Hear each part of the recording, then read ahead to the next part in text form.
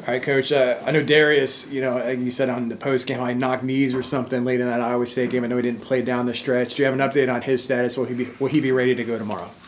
He's doing better. He's in a day-to-day situation, but he's doing better, and we're hopeful that he'll be able to go tomorrow. Hey, Coach, Iowa State scored 108 points against you guys. Defensive side of the ball seems like something that the guys have been struggling with. Do you see as much effort on that side of the ball as you hope to see? We have to be better defensively, and it starts with paying attention to the details. It starts with a desire to really get after guys. And so, yeah, we want to continue to improve in that area. We've been a better scoring team, but not as good a defensive team as we've been in years past. And now we're trying to find that balance. Coach, in terms of defense, you're about to face a TCU team that's third in the Big 12 in scoring offense. What's it going to take in terms of assignments and schemes to make sure that you guys limit their opportunities? Always attention to detail. We have to be where we're supposed to be. We have to make sure we're making the proper rotations. We have to understand what the game plan is, and we have to defend with a sense of urgency. Johnny, you guys got about 12 games left after this, in the conference play. What would you like to see your group do better over the next month or so, and what sort of challenges do you think you guys will be facing with a program like TCU? Well, they're a good program. Coach Dixon does a great job with his group. They have good size and strength and length. They execute very well. What we need to do is we need to continue to improve defending and rebounding. Things that we're emphasizing. We need to continue to grow in that area, and we can. I see a lot of room for us to continue to improve. We got a group that's still learning, exactly what we do in our system, and as they get better with that, we get better. So we really want to make sure we focus on those areas, and our guys they're giving the effort to do that. It's just a function of getting comfortable in a new system. A lot of them come from different coaches, different styles, and it takes a little while to develop those habits. And so that's what we're in the process of developing those habits, and I think we will. You guys just played arguably two top five, caliber teams. Almost pulled it out against Houston. I think kind of got away from you guys in Ames. But what can you take away? What positives can you take away from those performances to tell the team, like, if we play like this, we're going to win some games? Well, we need to make sure we understand it's a 40-minute ball game, and we need to play at a high level for 40 minutes, and that means executing both offensively and defensively with the things that we have on the game plan. You can't lose sight of those. You have to stay focused on the things that you're doing successful. You can't get tired of it. You have to stay in that moment doing the things you do well. And if we do those things, we know we give ourselves a competitive opportunity. And we've given ourselves opportunities in games because our guys, they compete, they play hard. It's just a matter of us continuing to focus and execute on the things that are in the game plan. Coach, you mentioned finding the balance between scoring well but playing well defensively as well. The team has seen an improvement on the offensive side of the ball. It seems like the players are getting to the spot faster and shooting the ball faster, which means on the other end, the defense has to get quicker time to prepare. Do you feel like that's a struggle in the time, just setting up your defensive positions since you guys are scoring a lot quicker? No, I don't think that's really has been our issue is getting our defense set quicker because every team plays a different style. Some teams on shots that go up, they're not even trying to run the ball. They want to come down and run offense so we can set up.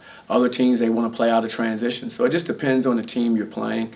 For us, I think it's more of a function of understanding to get back, have a sense of urgency to match up with the guys we need to match up, and then understanding what our assignments are. Like, in other words, who are the shooters, who are the drivers, who are the post-up guys, knowing who they are and make sure we plan them appropriately based on our scouting report.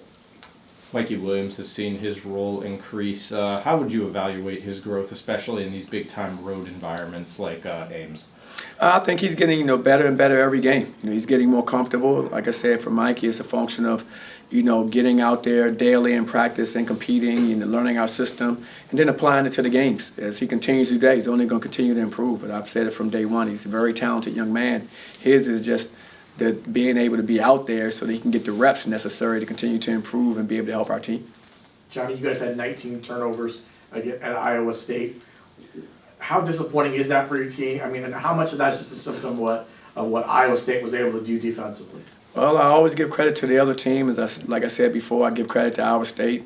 I thought they sped us up some. They disrupted what we do a little, and that allowed them to be in position to turn us over some.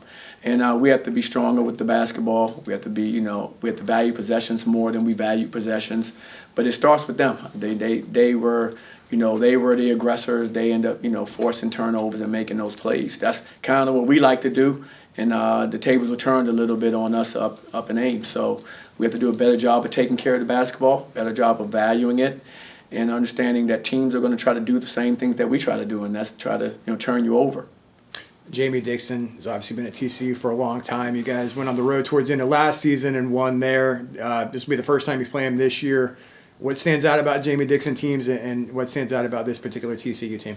They're going to be very efficient offensively, as we mentioned earlier. They're going to be big and physical. They execute very well, both offensively and defensively. So they always give themselves a chance to win because they very rarely beat themselves by making, a lot of mistakes. So we have to be very disciplined.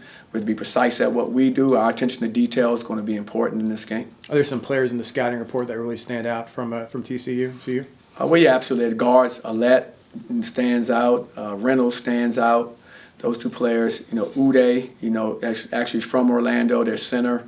He's a force. He's probably one of the better centers in our league. He's physical. He's strong. Finishes around the basket well, and he's a tremendous rebounder. So those guys, are guys that have experience and have had success.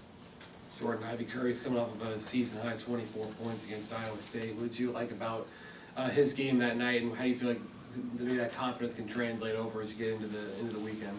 Well, I thought he did a really good job, hitting some timely shots for us when we were able to hang around at times, I think in large part because of his ability to make shots.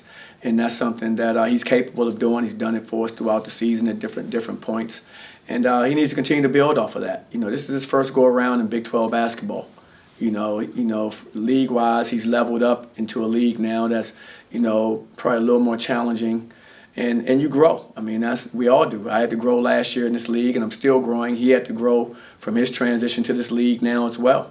And, I was happy to see him start to kind of round into the player that we think he can become. I think he shows flashes, and I thought he showed us again some flashes versus Iowa State. Though his attempts have been limited, Mustafa has been shooting pretty well from range. What do you see in his growth as a perimeter shooter, and do you think it allows you guys to play more 5-out while also relying on him as a rim protector? Well, in recruiting him, we thought he would have the ability as he continued to extend his range from the high school line to the college line, which is an adjustment. We thought he'd be able to be a guy that can help stretch defenses with his ability to shoot the ball from behind the arc. And you can see him continually getting better at that. I think as he gets more comfortable with the range, that just helps our offense. It just allows us, like you said, to play, with better spacing. You can play with 5-out. You can do things that, maybe can disrupt some of the defenses that we're contending with. Coach, whether it was a tight game against Houston or the game you guys let it get away from you against Iowa State, do you guys feel like you maybe missed the presence of a veteran, Jalen Sellers, on the court?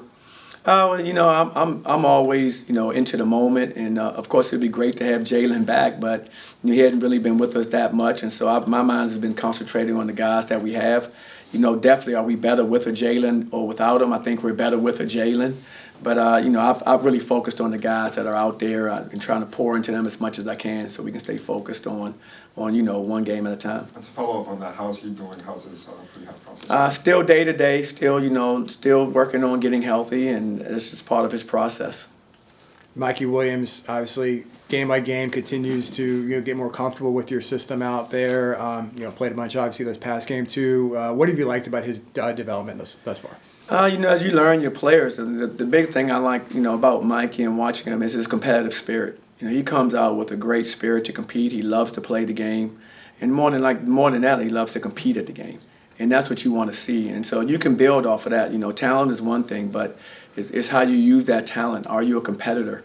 And he's shown to be a competitor. So I'm excited about his overall growth and development. You can see him getting better and better every practice, which means that should be carried over into the games.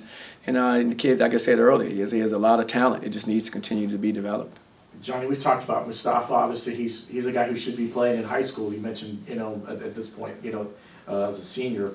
What have you seen from his growth overall, and how has he handled maybe the being in the Big 12 and the physicality that comes with the Big 12, and what has that maybe helped you guys been able to do, having him get better and better as he's going along?